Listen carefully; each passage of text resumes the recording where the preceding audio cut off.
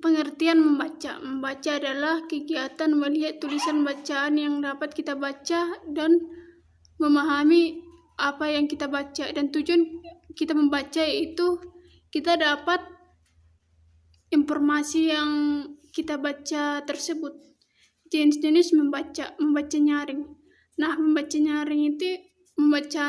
nyaring ini adalah kita semacam kita berbicara kepada kawan terhadap apa yang kita baca.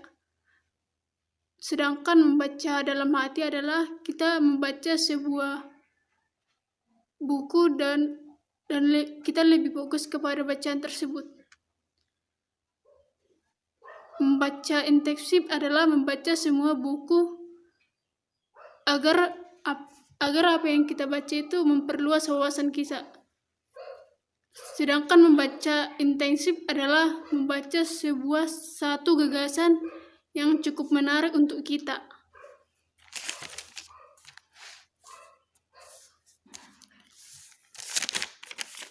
Nah, pendekatan membaca itu ada 3. Yang pertama, pendekatan membaca konseptual.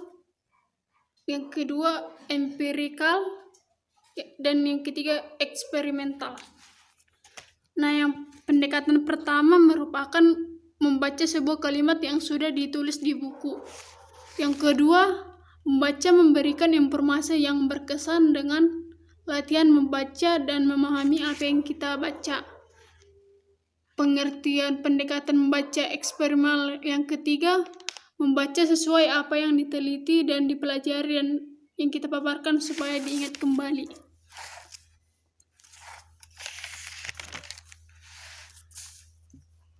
Metode membaca. Metode membaca ada 4, yaitu yang pertama metode abjad. Metode ini dengan mengenalkan huruf-huruf kepada siswa dan dihafalkan sesuai dengan bunyi abjad. Yang kedua, metode eja. Mengeja huruf dengan huruf agar terbentuk dalam suatu kalimat. Yang ketiga, metode suku kata. Metode ini diawali dengan pengenalan suku kata seperti bi, bu, be, kemudian suku kata dirangkaikan menjadi kata yang lebih bermakna. Yang keempat, metode kata. Kita memberikan kepada anak tersebut sebuah kata dan kita suruh untuk membacanya kembali. Di sini ada 5 strategi membaca. Strategi membaca itu yang pertama, fokus pada pertanyaan. Kalau kita sudah fokus pada pertanyaan, kita akan mengetahui apa yang kita bacakan. Yang kedua, memaparkan daftar isi. Dengan kita melihat daftar isi tersebut, kita tahu apa yang kita cari tersebut. Yang ketiga, membaca cepat. Dengan cara membaca cepat, kita tahu lebih cepat apa yang kita baca. Yang keempat, mencatat. Dengan kita mencatat, kita membaca dan mulainya apa yang kita bahas tersebut.